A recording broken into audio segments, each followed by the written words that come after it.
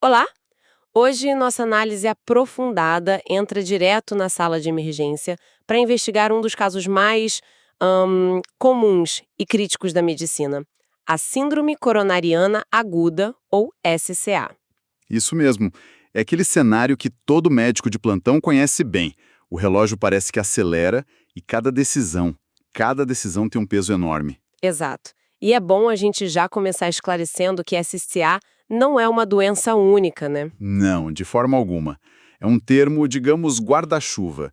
Ele cobre desde a angina instável, que é um grande susto, até o infarto agudo do miocárdio, que é o cenário de guerra total, por assim dizer. Perfeito.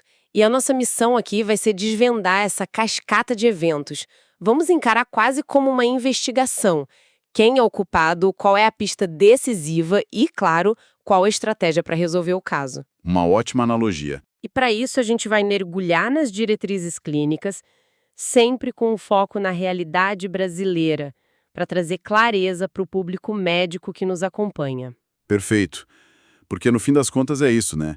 É uma corrida para achar o culpado e neutralizar o problema antes que o dano seja irreversível. Então vamos começar pela origem. O que exatamente acontece lá dentro de uma artéria coronária para disparar um evento tão catastrófico?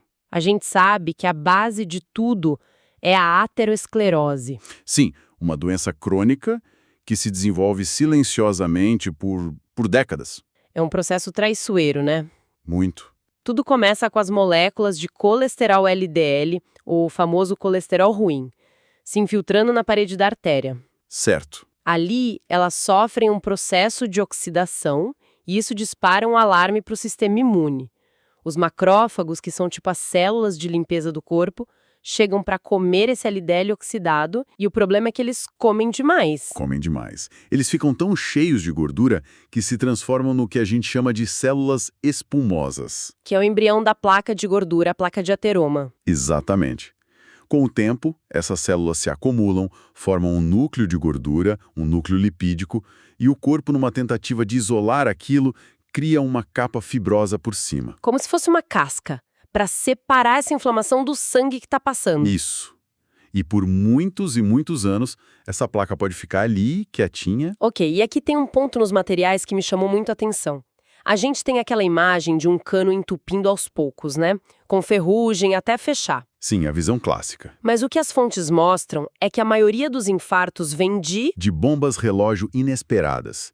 O vilão não é o tamanho do entupimento, é a instabilidade da placa. Isso muda tudo, muda completamente a forma de pensar. Essa é a grande virada de chave no entendimento da SCA.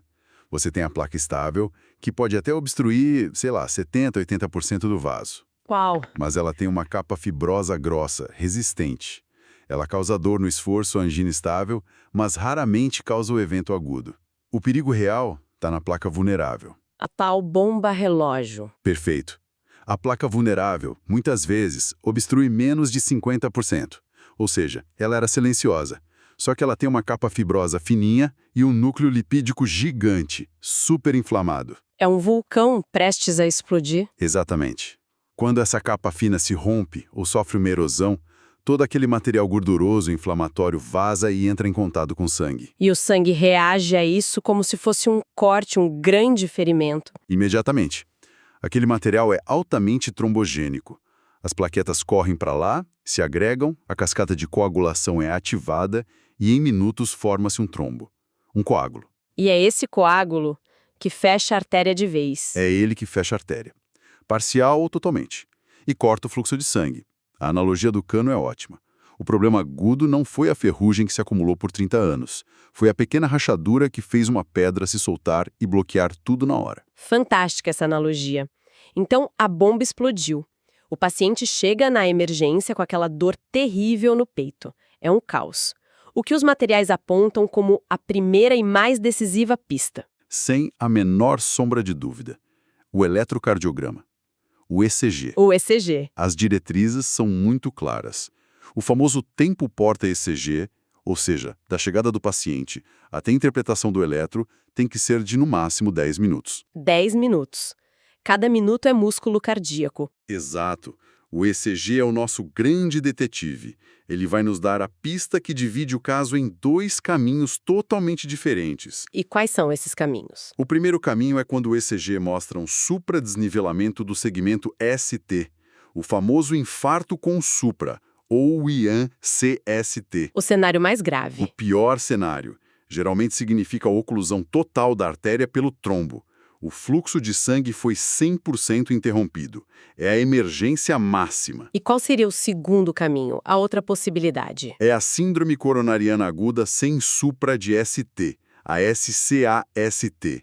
Nesse caso, o ECG pode estar até normal, ou mostrar outras alterações, como um infradesnivelamento do ST. O que isso sugere? Sugere que a oclusão é parcial, subtotal. O fluxo está muito reduzido, mas ainda passa um filete de sangue. A isquemia acontece, mas ela afeta mais a camada interna do músculo cardíaco. Entendi. Então o ECG é o grande divisor de águas, com supra é a oclusão total, sem supra é a oclusão parcial. Mas dentro desse grupo sem supra ainda temos duas condições, né? A angina instável e o infarto sem supra. Como a gente diferencia os dois? Aí entra a nossa segunda pista, a confirmação bioquímica. Os marcadores de necrose miocárdica, principalmente a troponina. Troponina. Pense na troponina como uma impressão digital da morte da célula do coração. Se a falta de oxigênio foi tão intensa a ponto de matar células do miocárdio, elas liberam essa proteína no sangue. Então, se a troponina vem alta, significa que teve dano permanente, morte celular. Exatamente. Se a gente detecta uma curva com a troponina subindo e depois caindo, a gente confirma a necrose.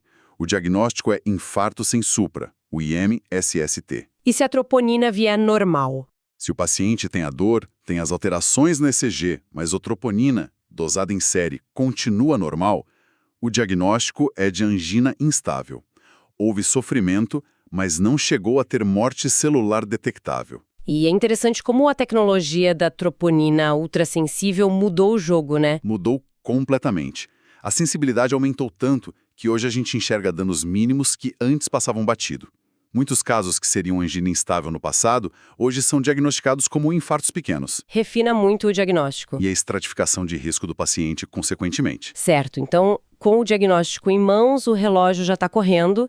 O que a gente faz ali nos primeiros minutos, ao lado do leito, enquanto a equipe de hemodinâmica, por exemplo, é acionada? Ótima pergunta. Existe um conjunto de medidas clássicas, às vezes lembrados pelo mnemônico Monabic, mas hoje a gente pensa nelas de forma mais direcionada. Eu vi nos materiais uma abordagem de organizar isso em missões. Acho que ajuda a pensar. A primeira missão seria acalmar a situação, dar conforto. A segunda, atacar o trombo, o problema central. E a terceira, proteger o coração. Faz sentido? Faz todo sentido. É uma forma muito mais inteligente de pensar. Então, na primeira missão, acalmar a situação, entra o oxigênio. Mas não para todo mundo. Não para todo mundo. Só se a saturação estiver abaixo de 90%. Para dor, usamos nitratos, tipo isordil sublingual. E se a dor for muito forte, entra a morfina, mas com cautela. Ok, missão 1 cumprida. Agora a missão 2, a mais importante. Atacar o trombo. É artilharia pesada. Exato. A base de tudo é a dupla antiagregação plaquetária. Precisamos impedir que mais plaquetas grudem no coágulo. AES. Começamos com AS para mastigar, que acelera a absorção. E junto, um segundo antiplaquetário, um inibidor do receptor P2Y12. As opções são clopidogrel, ticagrelor ou prasugrel. E claro, um anticoagulante, como a heparina, para impedir que o coágulo cresça. Espera um pouco, aqui tem uma encruzilhada que me pareceu super importante. Se o ticagrelor e o prasugrel são mais potentes, por que a gente ainda usa o clopidogrel, que é mais antigo, especialmente no cenário da trombólise? Excelente pergunta e é um ponto crucial na prática. O ticagrelor e o prasugrel são, de fato, mais potentes. O problema é que essa potência vem com um preço, um risco maior de sangramento. Ah, claro. Quando a estratégia é usar um fibrinolítico, um remédio que dissolve o coágulo no corpo todo, o risco de sangramento já é alto. Se você associa isso a um antiplaquetário superpotente, o risco de uma hemorragia grave, inclusive cerebral, se torna proibitivo. Entendi. Por isso, nesse cenário específico, O clopidogrel, com seu efeito mais modesto, é a única opção validada. É o equilíbrio entre eficácia e segurança para aquela situação. Faz todo sentido. É um xadrez. A peça depende da jogada seguinte. E a terceira missão? Proteger o coração. Aí entram os beta-bloqueadores. A gente inicia nas primeiras 24 horas. Eles diminuem a frequência cardíaca, a pressão, basicamente reduzem o trabalho do coração infartado. É como colocar o coração para descansar. Certo. E por fim, iniciamos uma estatina em dose alta. Ela tem um efeito anti-inflamatório potente que ajuda a estabilizar outras placas pelo corpo. Perfeito. Agora que a situação está controlada, vamos para a jogada mais crítica. A reperfusão no infarto com supra. Se a artéria está totalmente fechada, a missão é uma só: abrir. E abrir rápido. Exatamente. Tempo é músculo. Temos duas grandes estratégias. A preferencial, o padrão ouro, é a angioplastia primária. O cateterismo de emergência. Isso. Levamos o paciente para a hemodinâmica, identificamos a artéria culpada, abrimos com um balão e, na maioria das vezes, implantamos um stent, aquela molinha de metal, para manter a artéria aberta. E quando a angioplastia não está disponível a tempo? O plano B? O plano B é a trombólise química, com os fibrinolíticos, como alteplase ou tenecteplase. São medicamentos na veia que dissolvem o trombo. É uma forma de iniciar a desobstrução quando o tratamento ideal vai demorar muito. E essa questão do tempo é tudo. Os manuais são obcecados com os tempos meta. Com toda a razão. Para a angioplastia, o tempo porta-balão da chegada no hospital até abrir a artéria deve ser menor que 90 minutos. Se precisar transferir, no máximo 120. E se não der? Se não for possível cumprir esses tempos, a gente vai para a trombólise. E aí o tempo é ainda mais curto. O tempo porta-agulha do diagnóstico ao início do remédio deve ser de no máximo 30 minutos. É uma corrida frenética. E no Brasil, com a nossa realidade? Existe uma solução híbrida que parece genial? A estratégia fármaco-invasiva? É uma estratégia que salva muitas vidas aqui. O paciente chega numa UPA, num hospital pequeno. O diagnóstico de infarto com supra é feito. A transferência vai demorar. Mais de 2 horas? Exato. O que se faz? A gente administra o trombolítico ali mesmo, na UPA, para já começar a abrir a artéria. E imediatamente depois, o paciente entra na ambulância e é transferido para o hospital com hemodinâmica, para fazer um cateterismo de rotina entre 2 e 24 horas depois. Fantástico. Garante o benefício da reperfusão precoce? Exatamente. Agora, vamos mudar o foco. Se o infarto com supra é uma operação de assalto tático, os casos sem supra, ASCST, parecem exigir uma abordagem mais estratégica, calculada. A artéria não está 100% fechada. Então, qual é a lógica? A palavra-chave aqui é estratificação de risco. Como a urgência não é a mesma para todos, nosso trabalho é identificar quem tem maior risco de evoluir mal, de morrer. É essa análise que vai dizer se e quando o cateterismo é necessário. E como a gente mede esse risco? Não é só na base da experiência, né? A experiência ajuda, mas usamos ferramentas objetivas. Existem os scores de risco, como o TIMI e o GRACE. Eles funcionam como uma previsão do tempo para o coração do paciente. Uma previsão do tempo, gostei. A gente insere as variáveis idade, fatores de risco, pressão, ECG, troponina, e o score nos dá uma pontuação, uma probabilidade de tempestade. E essa previsão dita a conduta. Sim, exatamente. Um paciente de risco muito alto, alguém em choque, com dor que não melhora, a tempestade está acontecendo agora. Ele precisa de cateterismo imediato, em menos de 2 horas. E para os outros? Para o risco alto, que é o caso clássico do infarto sem supra com troponina positiva, o cateterismo é precoce, dentro de 24 horas. Para o risco intermediário, temos até 72 horas. E para os de baixo risco, podemos até investigar de forma não invasiva antes. A abordagem é muito mais personalizada. Perfeito. Então, resumindo a nossa investigação. Na SCA, o ECG é o grande detetive que divide o caso em 2.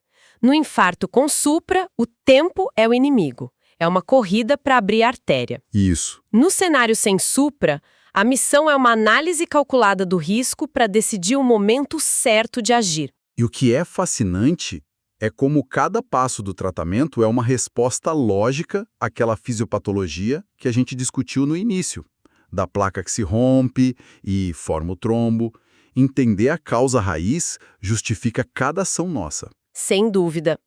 Nós focamos intensamente no tratamento do evento agudo, que é essa corrida espetacular contra o relógio. Mas a SCA é, na verdade, o alarme de incêndio mais alto que o corpo pode soar para uma doença crônica, a aterosclerose. Com certeza. Isso me deixa com uma reflexão final. Toda essa agressividade e precisão que a gente aplica na fase aguda, como ela se conecta com o desafio de longo prazo, que é garantir que esse alarme nunca mais precise soar?